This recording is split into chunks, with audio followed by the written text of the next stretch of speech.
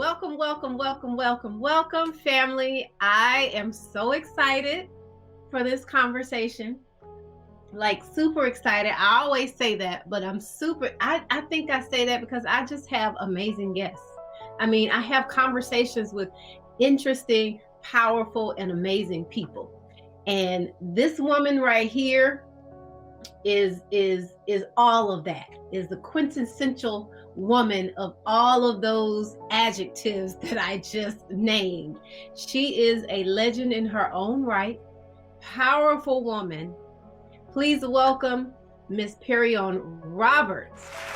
I am excited to have a conversation with you. And most people know Miss Roberts through her past and what she did and what she was able to accomplish in the drug world, right? Right, And right. not just this little penny candy type drug world. I mean, this queen moved up in the ranks. So if CEO, if that world had CEOs, like, and you all do, you know, Yes. this woman would be her title, CEO in that world, in that realm. And so I'm excited to have you on today. So welcome to the show, Miss Perrion Roberts. Thank you. Thank you for having me. Thank you. Thank you. Absolutely. Your story is just amazing. It's an amazing story that and I'm sure you probably look back and you're like, well, it's just something I did. It just was. It's just what I did. But I think True. in hindsight, you were just like, I was just doing what I do. But if we look at it Yeah, now, it's like, you know, you accomplished some pretty big stuff. I did. I did. And when I look back over it, and I was talking to one of my guys just the other day, and we was talking about some pretty scary things that we done and went through. And even he and I was saying how scary some situations we went in, and we were saying, wow, that was scary. You know, um, just thinking back, you know, that now that was dangerous. Mm-hmm. And now would we have done it now? No. Um, and it was it brought chills over us just talking about it. And Wow. you know, um, and I carried them through some pretty dangerous situations. And he was like, man, you carried us some places that we didn't even think we were going to come out of, and a lot of men was scared to go to some places. And I was like, yeah, he said, you walked through it just like it was nothing. And I was like, yeah, but That, it's that something we queen had to energy. do. We was going after that paper. We didn't have time to be worried about being scared. We was going after that money. We ain't had time to worry about consequences. I don't know, but we was just talking about it just the Wow. other day. Wow. Yeah. So So tell the uh, family who you are and what you actually did in your words. so I'm Perrion Roberts, and I was Alabama's drug lord, queen pin, whatever you want to call me. But I didn't set out to be Alabama's drug lord or queen pin. I just started selling drugs to make money. And It just happened that way. Um, and I just wanted to um, make money and help other people make money and put food on the table and provide for their families. That was my mission. And it just happened that way. And I never thought about that I was the longest reigning queen or the longest reigning drug dealer in the country. I never even knew that until actually when I was filming BET, and they told me that. So I didn't even know that I was the longest reigning drug dealer in the country until this past year. And so, so, Holy cow.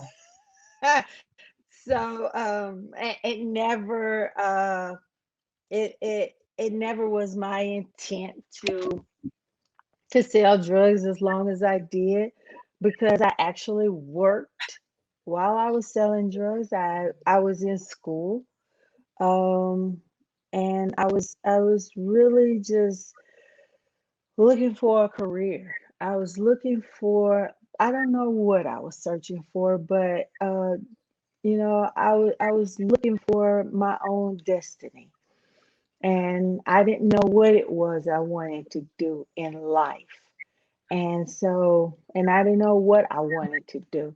So I went to school for various careers, and I graduated multiple schools for different Really? things.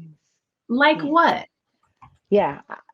I graduated for cosmetology. I did nails for 18 years. Wow. Um, I I graduated pre-law, um, and I graduated at the top of the class. I was inducted in the National Honors of Collegiate Scholars.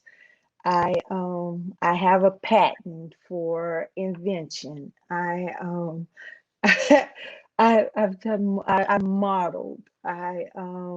Everywhere. I just did multiple things because I didn't know what I wanted to do. But at the same time, I sold drugs too. So I just didn't know what I really wanted to do. But I love selling drugs too. So so so so I didn't give up my drug selling to do anything else, but but Hilarious. that was I was going to say, what was it that you loved about selling huh, drugs? freedom. It was comfort. Um, I was my own boss. I could do what I want to, and I had my own crew. Well, which and I had my own business too. I had a cleaning service, and so I still was my own boss, but um, I don't know. It was just freedom to do what I wanted to do. You obviously clearly are an entrepreneur. What people would say, just a hustler. I can relate. Yeah, yeah, Because yeah, I've been yeah. a lot of things. I've been a hairstylist. I've sold cell phones. I've been a therapist. I have done so Yeah, much. I'm an actress. yeah, You know, a hustler. just a hustler. You're right. So I can definitely relate. Right. So tell me about your upbringing. Like, what was your childhood like growing up in your family? Um, did you grow up in a two-parent family home? Did you have siblings? What was that experience like?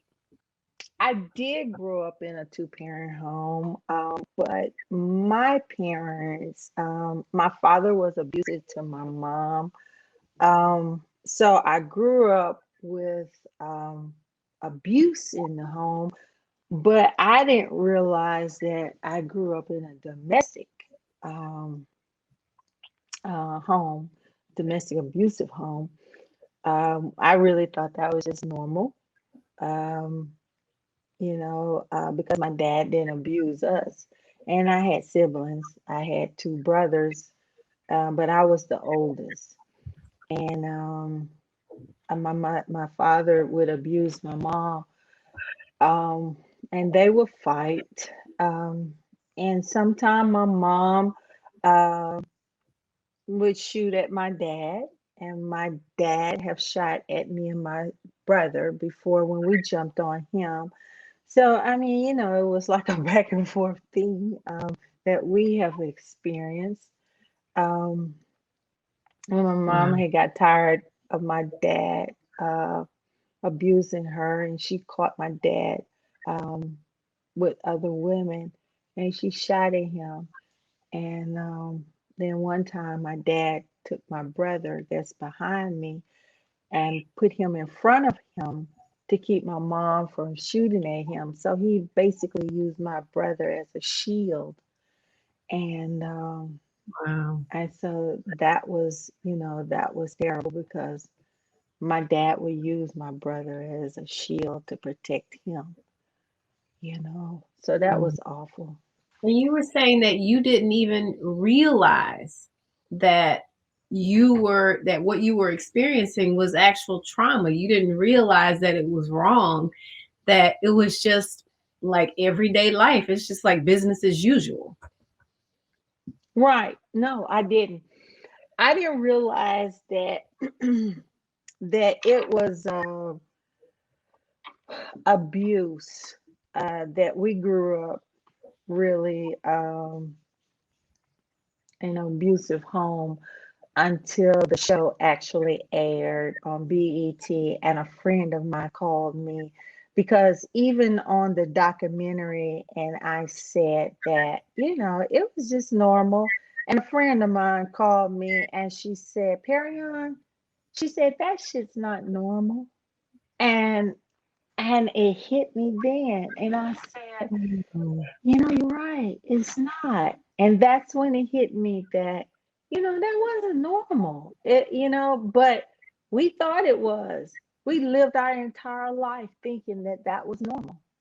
We never looked at it like it wasn't, because we wasn't being abused, but our mother was. Wow. Literally, she got beat in the head with pickle jars, and she literally sat on the sofa with her head busted wide open, bleeding. And we never thought like nothing. And my dad would beat her with belt buckles, and we never seriously thought that was nothing, that it was nothing wrong with that. Nothing. Until now. Until now. And we never thought that nothing was wrong with that. And we Wow. can't even address them about the wrong because they're both gone, you know. But Mm. so now we have to heal without them to try to come to some common ground. And so now it's like, it's kind of hard for all three of us to try to heal from that without them, because how do you heal without them? um Mm. and how do you heal without them? And we've seen all of this growing up our entire life. Yeah. So Yeah. how do you do that? That's such an excellent question. Um, and just for me, intuitively, I would say that the healing definitely starts um, with you, with your own process, and you processing everything, and also understanding that even though they're not here in the physical realm, you know, we know that energy, our spirits never die. So their spirit is still amongst you. Like what we were talking about off air, Right. I feel like that's Right. what that is. I feel like that has a lot to do with that. And I think when we understand that, or when we really grasp our minds around the fact that energy doesn't die, it just transmutes. And even if we want to quote the Bible scripture, to be absent from the body is to be present with the Lord. And so Right. knowing that, yeah, we can still connect with them, and we're actually probably connecting with them on a much deeper level and a much more um, effective level. Because a lot of times, like when people are here in the 3D physical realm, they can't quite let go of the ego to understand their behavior and how it affected you. Whereas when they're in the Mm. spiritual body, in the spiritual realm, it's a little bit easier to connect and for them to understand what is going on. And I think that they give you little affirmations of that, or asking for forgiveness by just working for you behind the scenes in the spiritual realm. Does Mm-hmm. that if that makes sense? I hope y'all understand what I'm saying, family. But it kind of goes back to that whole thing. Like, I truly believe that sometimes our family members leave and go to the spiritual realm because they're much more helpful in that realm than they could ever be in the physical realm, is Right. basically what I'm trying to say. And so I think Mm-hmm. that that is a great a great place to start thinking about and understanding Mm-hmm. that they can be so much more helpful in the spiritual realm than they can be in the physical realm. And that healing is definitely going to start with us personally, because the healing is for us. And just understanding and having compassion for their journey. Like your mom, she probably, we don't know what she probably experienced something in her life as a child. She probably witnessed her mother being physically abused by someone, and so for her it's just normal, it's business as usual. And so having compassion for that, or having that compassion, maybe that's her story, and having compassion for that, I think is a good step, to the first step in the healing process. Okay. All that makes sense. Um, so thank you for sharing that. Um, I think it speaks volumes to, and I would love for you to touch on this and talk about this and how you feel like what you witnessed, with your mom, and with your dad, and how that influenced like your decision to sell drugs or just take that route. Because I think for you, I'm just intuitively and just gonna go out on a limb here and say that's a real like male dominated, like you gotta be tough to do what you've done. And so I think just witnessing what you Mm. witnessed in your home, you were super tough. You were the only girl of your siblings, you were the oldest.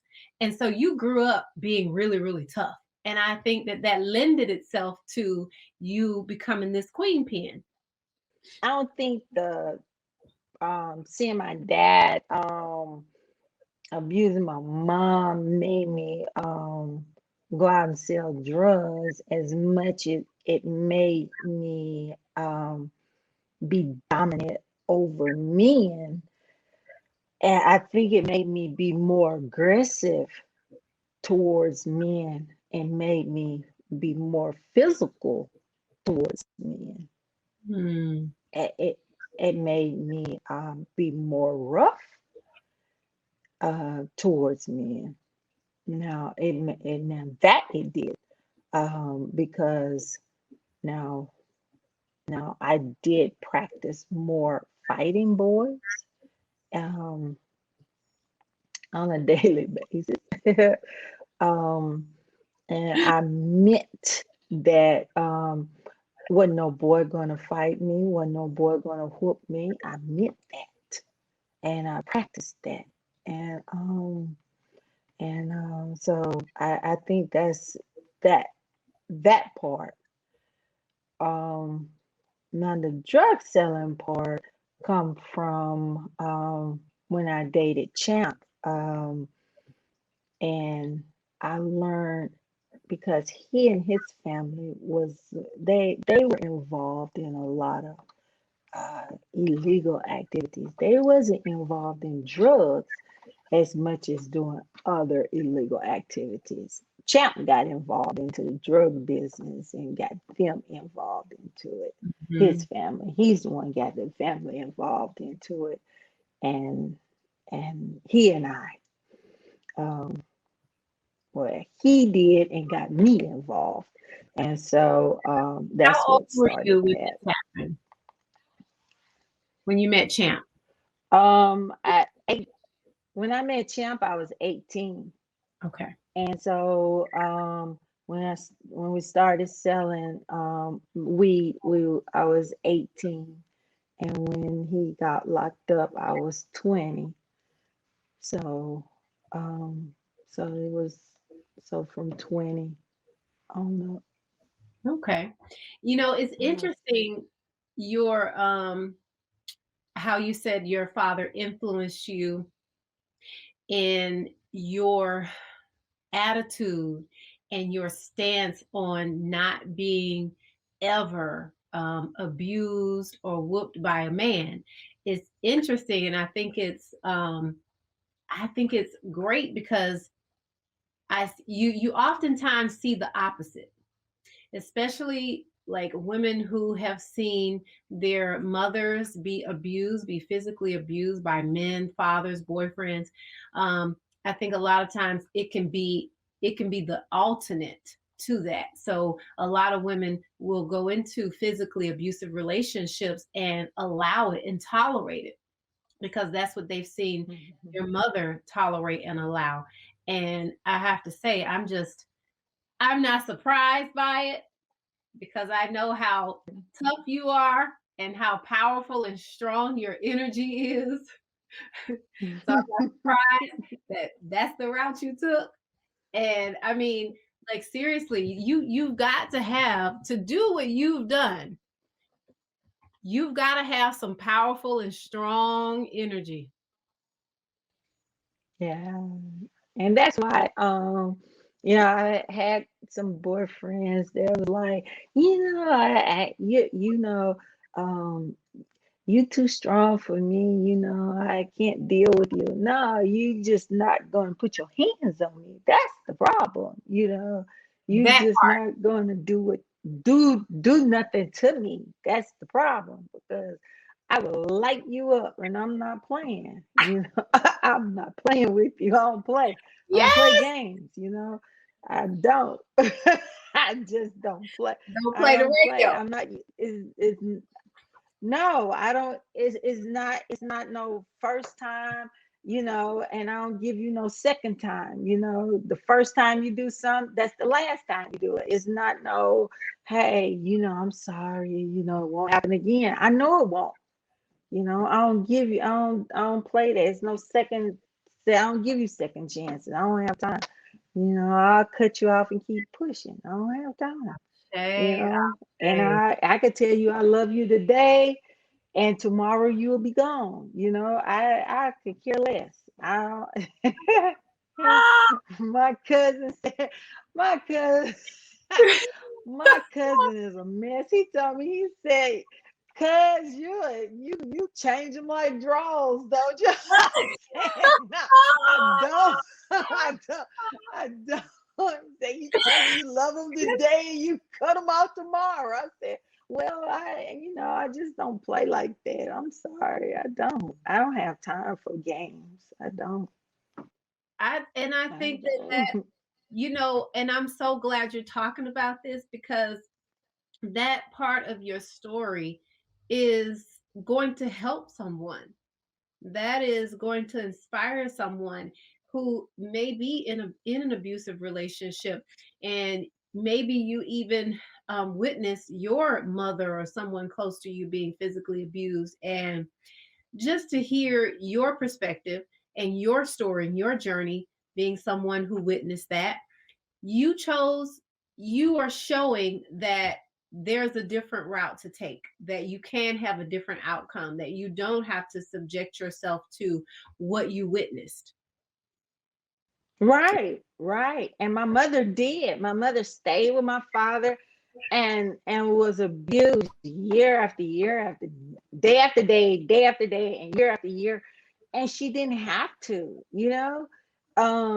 She could have left. Mm. You don't have to stay and be abused. It's thousands of men out here. And you know, if this one abused you, goodbye. Go find another one. And if that one abused you, goodbye. You know what I mean? You don't have to stay, you know, and that's how I look at it. I mean, you know, I think I look good enough, you know, and if I don't, oh well, I'll find someone that think I do, you know, and if I don't, goodbye. You know, that's just how I feel, you know, and I just think I'm better than that. I just not gonna let nobody abuse me and mistreat me. I'm just not gonna do it. I'm not gonna sit back and take no type of abuse, no mental abuse, no physical abuse, no anything. And I don't care what nobody have. I don't care how much money you have. I don't care what kind of car you drive. I don't care if I don't have a penny in my pocket and you running around here in a Jaguar or Rolls Royce. I don't care what you have. I'll ride a bicycle and walk before I let you abuse me and mistreat me. I'm sorry. I That's say, me. I say, I say, I say, yes, queen. Do y'all hear this? This is a gem, okay, from a jewel. This is a Right. queen who is speaking right now. Okay, a woman who's had many luxuries in her life. Okay, a woman who has seen physical abuse, and you are hearing it from her. You don't have to tolerate that foolishness. There are thousands of men out here. That is so true. And we get caught up in, I think a lot of times the women may get caught up into what this man can do for me, how much he has, and woo woo woo Hmm. woo. And then for some women, it is more of a, oh, I'm just in that abusive cycle because this is what I've witnessed.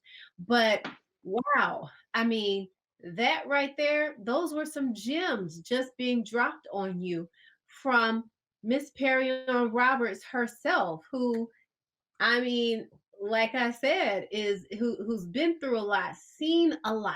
Okay, her testimony speaks volumes, and this is to hear her say that. I think is extremely extremely valuable, and it's going to help someone for sure. So thank you, thank you, thank you, thank you for saying that. And And I just want to talk about your mom for a second, because I know you've shared with me how spiritual your mom was. Are you open to talking about that just a little bit? Absolutely. Absolutely. Absolutely. Absolutely. So I Oh, think you had told me that your mom was I'm a reader. thirsty. No, no, no. She was. Yeah, spiritual reader. Absolutely. Uh-huh. And so She can you was. share with me about like things that she would tell you? Oh yeah. Oh yeah. My mom was a card reader, and she would sometimes she would sometimes read me, and she would say, "Perryon, you need to stop doing what you're doing. Um, the police is going to get you, and you need to stop." And I said, "Oh, Mama, the police is not going to do nothing to me. You just need to stop saying that. You just jinking me." And and sure Mhm. enough, Sure. sure enough, as the sky is blue, they would get me. They would get me just as sure as I stepped out the door. It wouldn't be long. And I was like, oh my God. But So when, how soon? So when your mom told you that, how soon after that did they get you? oh, about a week. About a week. It wouldn't be long. Oh my God. My Wow. mom was dead on it. And she would tell me about people that was around me, to keep certain people away from around me. She could describe them. Wow. Even like a friend of mine, she she read him. And to this day, he will not tell me what he said, what she told him. I tried to get him. I said, "What did my mama tell you?" He said, "Oh no, I'm not telling you." I said, "Why not?" Because she told me not to tell you. And right now, he will not tell me, and she's dead and gone. And he said, she told me not to tell you. And what she told me, it came true too. And I said, "Well, what did she tell you?" He still won't tell me. He And will tell but you. Oh my gosh. he still will not tell me. And but my mom, she was dead on it. And but yeah, she was real spiritual. Um, she was really, really spiritual. And I miss my mom. I miss Wow. my mom because she was dead on it. She was dead on it. She was real connected with the Lord. And so yeah, she was dead on it. She was Thank you dead for on sharing that. And y'all family, y'all know I get it. excited because I don't know, many of you may not know I'm also a card reader and I'm a reader. I read people. So when Miss Perrion shared that with me, I was like, ah, I thought that was super dope. My mom is also a reader. So I just wanted to put that out there. I wanted you to share that with the world. Um, because again, I think that people are so interested in your story, or what you did as a queen pin, but I'm way more interested in just you, and all the experiences you've had that make up you and the people around you. I think your story is just so interesting and fascinating, and that's what I want the world to see with this interview. Okay. Okay, so you talked about how you were introduced to selling drugs. Um, Now, I do have a question about your um, your career, and you kind of touched on it a little bit earlier. You said you liked selling drugs, and so my and so my question is, and the reason it's a lot of people may look at this and like, oh, what's so funny about it? And the reason I can laugh about it is because I grew up around people selling drugs, and so I know that there's more to it. There's more layers to it than just, oh, that's a bad person selling drugs. No, it's a lot Mhm. of other layers and a lot of other dynamics to that person. Um, and I think that a great description is like when you watch these movies, like the one that Denzel Washington was in, American God, American Gangster. American Gangster, yeah. Gangster. American Gangster. Yes, thank you, Miss Perrion. And so you see these different layers of people, and you see the side of them. Okay, they're drug dealers, which may make them a bad person, but then you see that they take care of their families. They make sure everybody in their circle eats. They make sure everybody in their circle has what they need. They take care of the community. So in your words, like, what was your perspective on the work that you were doing? Because I know you said it was fun, but for you, you saw it as like taking care of things and putting food on the table. So can you speak to that? Yeah, absolutely. Um, I also um made sure that people utilities was paid. It was people Okay. in every project throughout Alabama, Huntsville, Birmingham, Montgomery, Mobile, kids living without utilities, food, running around without shoes, clothes. I buy their clothes, I buy their food. Some of them didn't even have Christmas. I buy their Christmas. They never had Christmas. Can you Mm, imagine waking up without Christmas? I couldn't.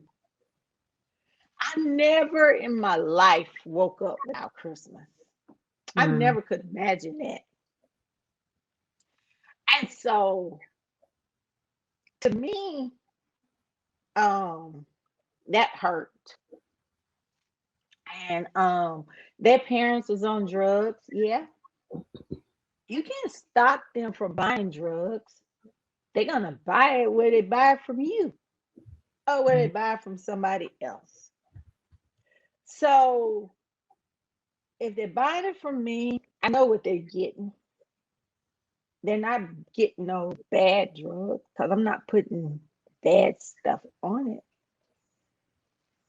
But at least I'm taking care of the kids too. The Wow. kids is getting looked after. And so I help the community. I help the homeless. I provided for the homeless while I was out there every day. I get a homeless money. Um, I didn't give the homeless food and stuff because I give them money and let them go and buy their own food and stuff. Um, that's what I did. And I just looked out. I just looked out for the people throughout Alabama. That's what I did. Thank you for sharing that. I'm so full hearing you speak about that because again, the purpose of me having this conversation with you is to show that side, to show that perspective. Um, and it makes sense to me where it may not make sense to a lot of people. And that's okay because people know me who've been following me. I'm not here to please the masses, but we have our own experiences. Like as I said before, I've had my own experience around growing up around drugs and growing up around drug dealers and people who are addicted to crack cocaine and people who are addicted to weed. I've witnessed that. I grew up around it. I've never done it myself. Um, but to your point, you can't stop people from doing drugs. As Mm, much as we would like to imagine a world without drugs in in our families, you just cannot stop people from doing drugs. Um, and and uh, and I think that I know for me myself personally, when I wrapped my mind around that, it allowed me to have a lot of compassion for the people around me. And I believe that that's what we see here with your story and your perspective. Like you understood that you can't stop people from having drugs and from wanting drugs or doing drugs. And for you, just the amount of compassion that you have for these people and their children, I think is something to be said for that. I think is beautiful. And I think it's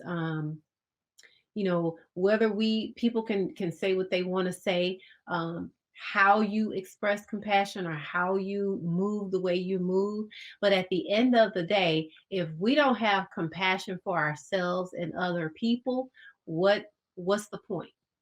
What's the point of being here? Right. you know and Right. people are genuinely wanting to help people, and I feel that you genuinely wanted to help people, and you were genuinely helping people because you have a genuine compassion for people. And so I thank you for sharing that with us today. You're welcome. You're Oh, welcome. all right. So we're going to switch gears a little bit. Do you have children? I do. I do. I have a daughter. Just one? I have one, and Okay. she was actually given to me. Really? Yeah, she was. I I don't have a I have a birth child. She was given to me. Guy that I dated. Um,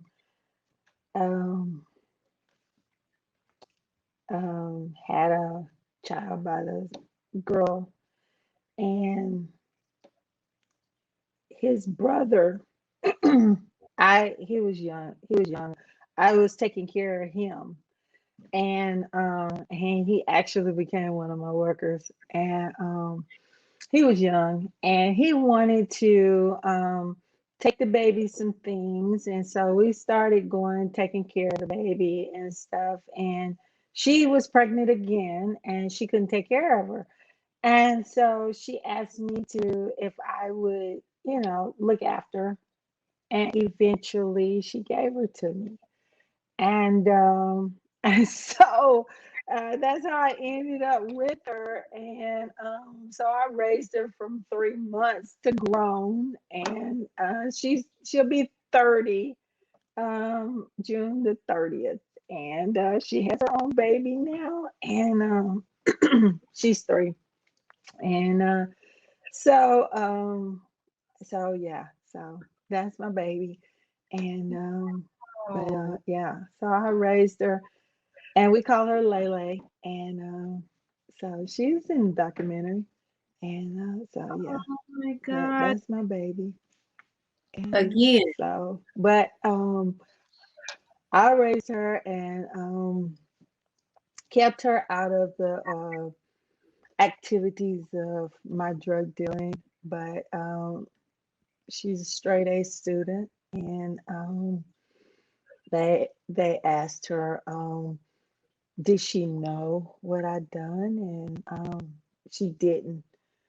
She didn't know until I got ready to go to prison. I told her, what I'd done then, but I didn't want nobody to tell her, fill her head up with a lot of lies. So I told her, talked to her and told her what I done. She's a very smart girl, and she didn't care. You know, she just know that I was good to her, and she lived a good life, and she went to a good school, and she got a good education, and so she's a smart girl. Now, how old was she when you went to prison? She was When I went to prison, she was 12, 12. I think she Okay. was And 12. how long were you there? 2 years. Oh, okay, so you did 2 2 years. years. And then so who was taking care of her for those 2 years? Well, my brother was supposed to, and then he ended up sending her to her mom, and just crazy stuff. But And then she came anyway, back with you she afterwards. yeah. Okay. Hmm. She was happy to be back, right? Oh, absolutely. Absolutely. She sent me letters. She was crying, and she was Oh, like, "I'll be so glad when you come home," and because she wasn't used to living, certain way. So yeah, she was glad. She was wow. happy. Talk about compassion. I mean, just such an amazing story. I really, when is your well, hold on, we'll get to that. Okay. When you have to tell us about the movie and the documentary and everything that's coming out. Um, so all right, so you've had this full eventful life, um, and you've learned a lot of lessons. And so my question for you now is, what are some of the biggest lessons you've learned, Miss Roberts, and what do you want um yeah, what are some of the biggest lessons you've learned, I guess, um in your life? And what is it that you want the world to know? What is it from your what do you want people to learn from your experiences? Not to commit crimes, not to, really, really, really not to commit a crime because it's not worth it in the end. Going to prison, it takes out a lot of your life, and I've seen a lot of people that can't really handle prison. Um, I was just fortunate because of the lawsuits and stuff that I filed. Because I believe that God's allowed me to go for a reason, and and a lot of people um, don't have that. It is not don't have that journey, and I think that people should focus on doing the right thing at all times, and stay focused because we only have a short period of time here on earth, Hmm. and life is really too short. Life is really too short. Just and wow, I just really was thinking about you know um losing people through this pandemic. After losing so many people, and you just have to think about um your life at a point, how short life is. Why would you risk losing time and committing crimes and wasting so much valuable time and doing things that's not even worth it? Would you, if you could go back, would you do anything differently? Probably not. I knew you were going to say that. I knew you were going to say that. That's why I asked. Oh, probably not. I wouldn't. I wouldn't change anything um because everything that I did makes me who I am today. Yes. So Yeah. I wouldn't change anything that I've done because I've looked over my life, and I went all the way back, and every step of it has made me who I am today. And I wouldn't change anything. I think most people would say we wouldn't want you to.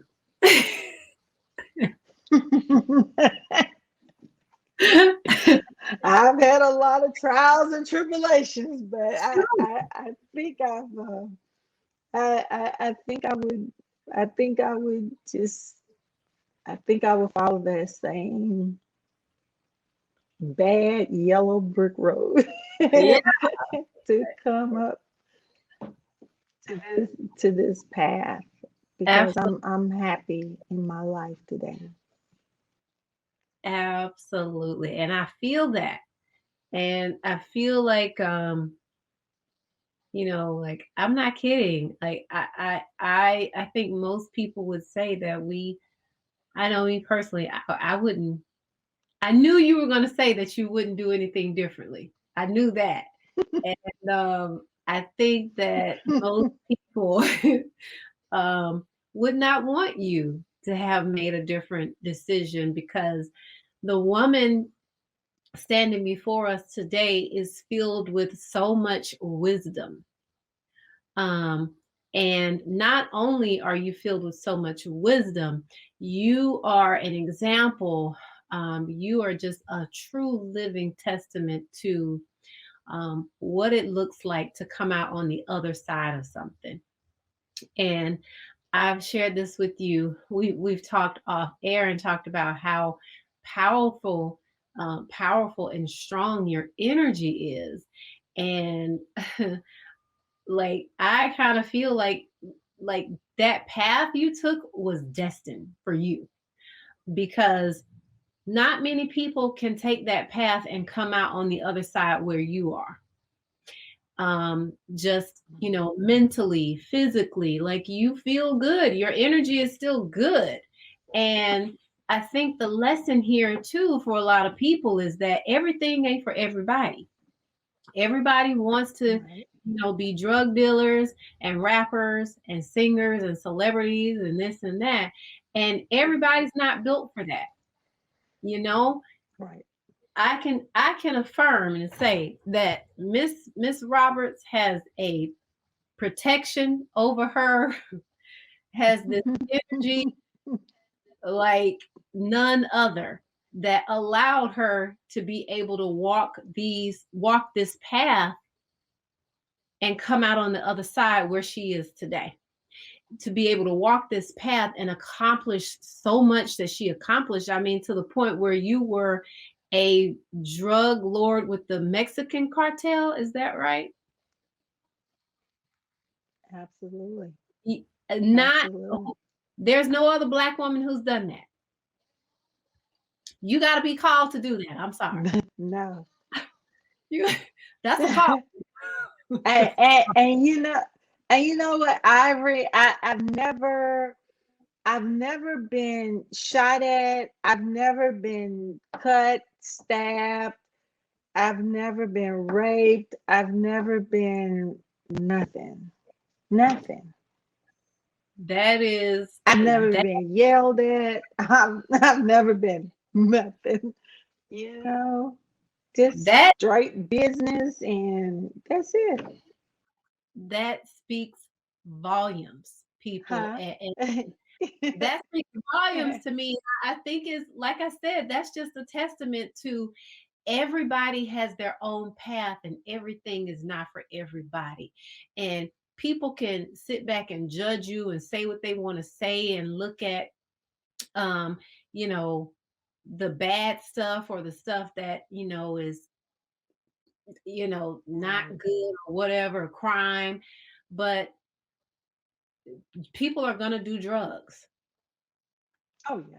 And so, you use your power and your accomplishments to take care of children who didn't Yeah. have. And so again, I think I think that just speaks volumes, and it's a testament to your power and you being called into your path. You took that path because that was the path you were supposed to go on. And I'm happy to hear you say that you would not do anything differently. I won't. So, Miss Roberts, Queen Roberts, tell us what is coming up next for you. You have an organization that you work on, and you have the documentary that's coming out on BET. Tell us about that. Yes. Well, the BET has the documentary, The American Gangster Trap Queen. Um, I love it. Documentary is already out streaming, and I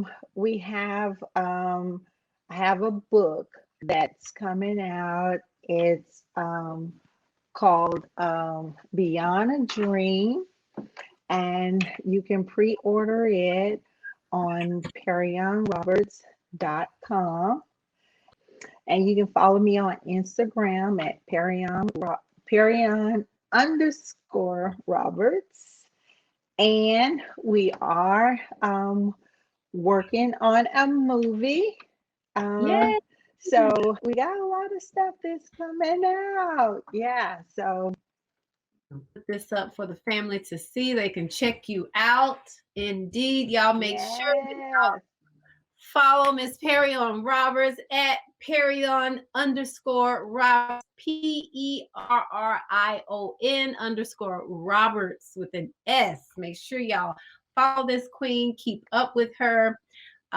She's doing amazing things. I listen. Any way I can support you, please let me know, because I want your story and your energy to be out in the world, because it deserves to be out in the world. We need your testimony. We need your story and your energy.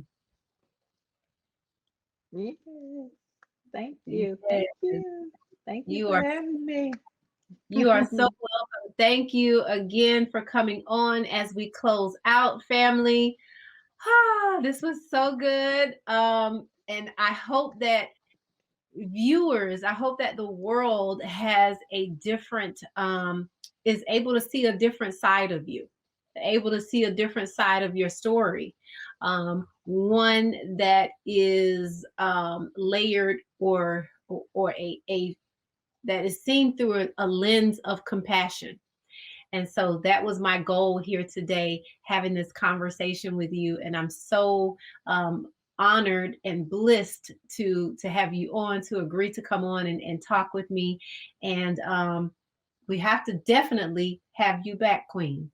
Oh, most definitely. Yes. I'll be So, happy to come back. all right, yay! So y'all heard it here. Queen will Thank be you. back. Family, thank y'all so much for tuning Yes. in. You have been listening to Healing for the Culture with Ivory Shields and Miss Perrion Roberts. Today was our guest, and this is where we have uncomfortable conversations and teach you the tools that you did not learn in school.